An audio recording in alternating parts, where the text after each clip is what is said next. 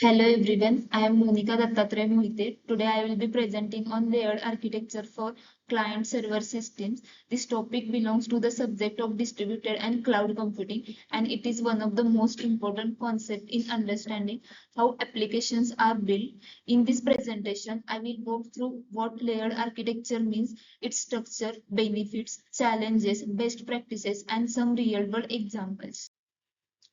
Client-server model is the backbone of distributed system. In this model, clients request services and servers provide responses. But as the system grows large, directly connecting clients and servers become inefficient and hard to manage. That's why layered architecture comes in. Layered architecture introduces multiple levels of organization, which makes the software more modular, scalable, and secure. This is especially important in cloud and enterprise systems where millions of users interact with applications simultaneously. Layered architecture is the design pattern where the system is broken down into multiple levels and each level has a clearly defined responsibility. For example, one layer may deal with showing information to the user, another may apply business rules, or another may handle the data storage. This separation of roles make the system easier to understand and maintain. Think of it like a company. You have a sales team, an account team, and a technical team. Each has its own role, and together they keep the company running smoothly. Talking about the conceptual framework of layered architecture revolves around the three important principles.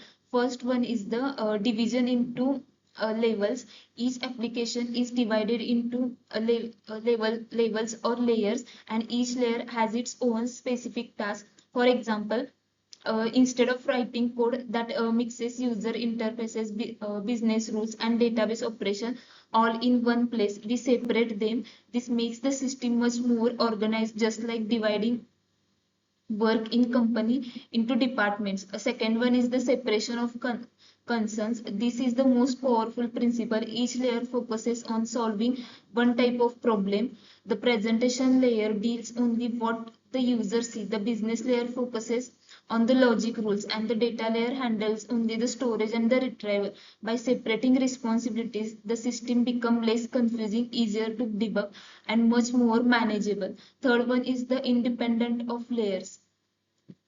Each layer is independent, meaning you can change one layer without affecting the others. For example, if you are redesign the website interface and the database and the logic remain untouched, or if you migrate your database from MySQL to MongoDB, the user interface does not need to change. This dependence allows flexibility, future upgrade, and easier testing. So overall, the conceptual framework ensure that the complex client server system remain organized, modular, and adaptable. There are some common layers in client server system. In client server environment, uh, there are three layers. First one is the presentation layer, second one is the business logic layer, and third one is the data access layer. The Let's talk about the presentation layer. This presentation layer is also known as the user interface or client layer. It is what the end user interacts directly. For example, a mobile app screen or web page or even a desktop application GUI. Its main job is to collect input from the user and display result back in simple, understandable way. For example, when we book a movie ticket online, the presentation layer shows you seat options and collect your selection. Next layer is the business logic layer. This is the core layer that processes the request from client. It contains the rules, algorithms, and workflows that make the system functional. In movie ticket example, this layer checks whether the selected seats are available, calculates the total price including taxes, and verifies payment. So it is like the brain of the system. Third one is the data. Third one is the data access layer. This is the this layer communicates directly with the database. Its role is to retrieve requested data by business layer and also update or store the new data. In the ticket booking case, the data layer checks the database for available seats, stores your booking details, and update the database to mark the seats are reserved. These three layers together form a backbone backbone of client server system. Sometimes in large application, additional layers like middleware layers or service layer also added to handle advanced functions such as authentication, caching, or API integration. But the presentation, business logic, and data access layer remain the fundamental building blocks in almost every layered system. There are some benefits of layered architecture. The first one is the modularity. Since each layer works independently, multiple teams can work different layers simultaneously. This speed up the development.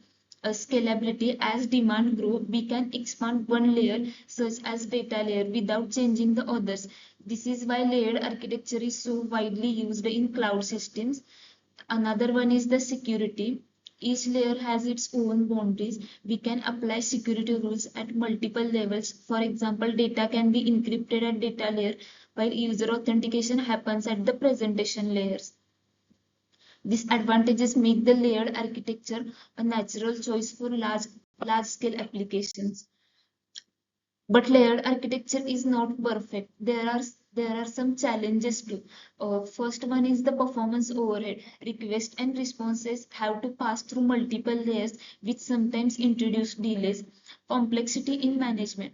More layer means more components to manage, which can complicate it to deployment and monitoring. Another one is the dependency issue. If the developers don't follow best practices, layer can become tightly coupled. For example, if business layer directly depends on how the data layer is implemented, making the challenges become risky. To avoid this problem, some best practices should be followed. The first one is the define clear responsibilities. Every layer should have a single purpose. Mixing them defeats the whole point. Second one is the use interface for the communication. Layers should interact through well-defined interfaces or APIs. This reduces the dependency. Third one is the review regularly. Since technology and requirement keep changing, the architecture should be reviewed to ensure it still meets the performance, security, and scalability goals. By following these practices, organization can maximize the benefits of layered design. There are some real world applications too. The first one is the web application. In web application, the browser is the presentation layer, the web server handles the business logic, and the database stores the data.